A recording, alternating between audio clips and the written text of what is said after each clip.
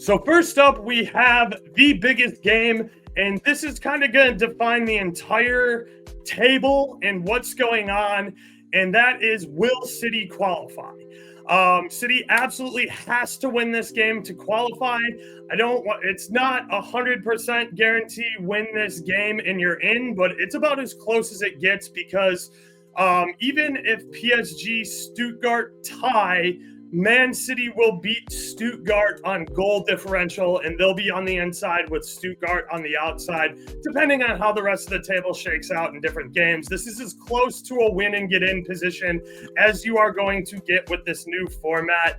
City has to win this game if they want to move on into the next round. I'm not sure that they necessarily want to do that and move on to the next round. I think that they're struggling. They did get a nice win over the weekend in EPL. I think that they're struggling in EPL, and I think they're not winning Champions League, guys. Like, they're just not. I don't know how to make that any clearer, but they're not going to win Champions League. So if you want to play Champions League ball next year, you have to finish top 4 in England. You cannot bank on the fact that England might get their 5th place team into Champions League or an at-large, something like that.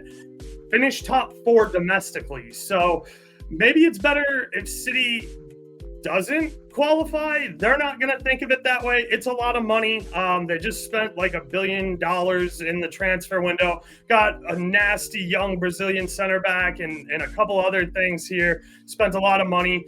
One of the important things for this match is new winter signings cannot be registered. So for City, that means you cannot see Marmoush. And when we get to it in PSG, you're not going to see Special K. That said, this game being in City definitely makes me think they can win this. If this was away in Bruges, I would put a lot of money where my mouth is, and I would take Bruges on the double chance because Bruges is, I don't want to say impossible, but they are very, very difficult to beat in Belgium. I'm obviously a Madrid fan, and I'm not scared of anybody, but I do not want to go to Bruges and play Bruges. That's not a good draw.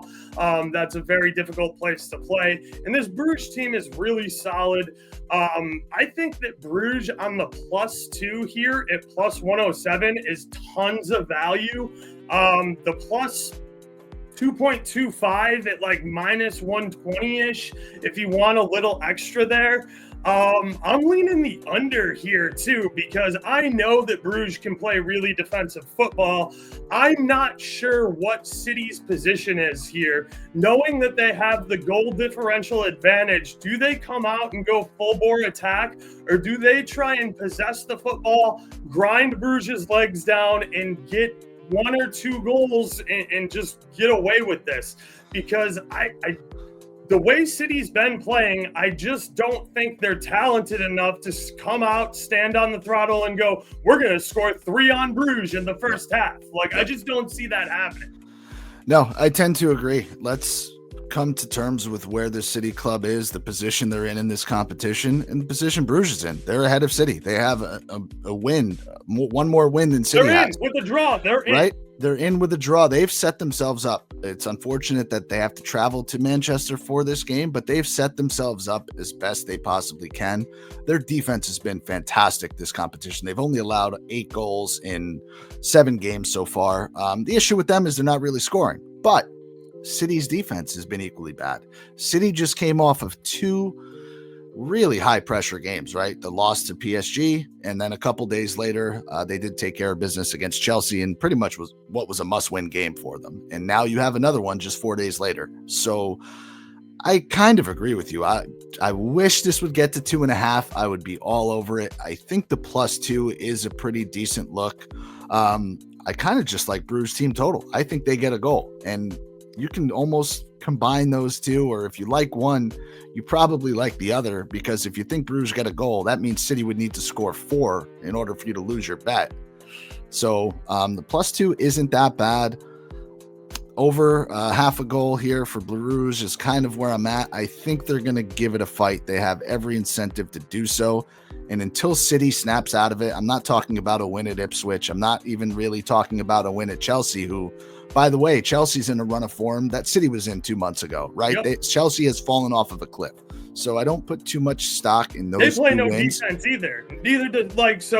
City's coming off playing. I'm not going to say PSG plays no defense. They were at the Parc des Princes. They are much stiffer defensively there. But they're coming off games that they've gotten 2 or more goals in against teams with, I'll call 2 atrocious defenses and Chelsea and Ipswich, and PSG's a mid defense at best. Right. So, this is the game, right? This is the entire season. This is the Bruges. This is the must-watch game of the slate. I expect something of an outing from them, whether it's covering the spread, whether it's getting a goal, maybe it's both. Would it shock me to see City win? Of course not. They're minus 550 for a reason, but I think Bruges are going to give it everything they have. Yeah, and I totally agree with you. I think that I'm gonna end up playing Bruges on the +2 here at +107. I'm with you. I think Bruges absolutely can score at -115. I might throw just a couple of bucks, a cup of coffee on the draw at +700 because I think that's a major runner. I think the under 3.5 is really live here as well. Just with the way Bruges plays defense, and the idea behind that is City doesn't need to run it up. They just need to win the game. So even if Bruges doesn't score and I lose that team total bet, if I can get the spread and the under, I think that's 3 very good ways to play this game that all correlate where, a 2-1 City win can cash all 3 of those bets. Fact. So before we move on, I do have the whatever predicted lineups from FOTMob. These aren't even close to accurate. I was joking around with Nick before the show. FOTMob, I think they just go with whoever's highest paid at the position they put in, because Grealish isn't starting. He hasn't started a match for City all game. I fully expect to see Silva. But we'll talk a little player props and some previews on that sort of stuff. As far as Bruges goes, I've said it kind of all season. I'm a big Decipher guy. I like him to take a couple of shots, maybe even get a shot on target. I am a Jungala fan. He's a Spanish national. This is a very defensive Bruges team. I can see cards from kind of this whole backline midfield. I also don't think they're going to run 4-1-4-1 kind of deal here. Neither is City.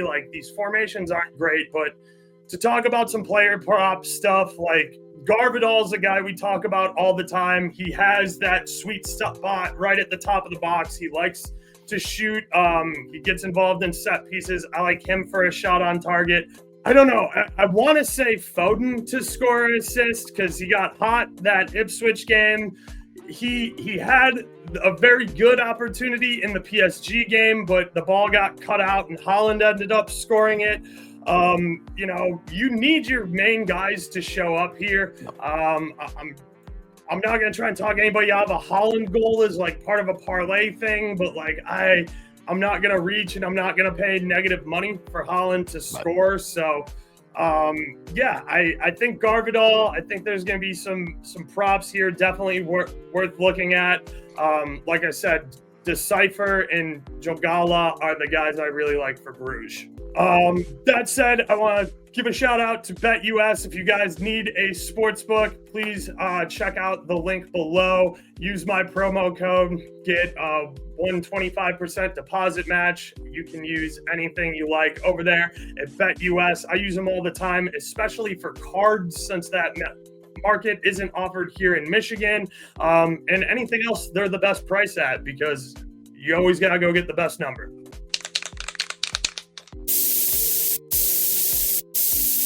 We outside!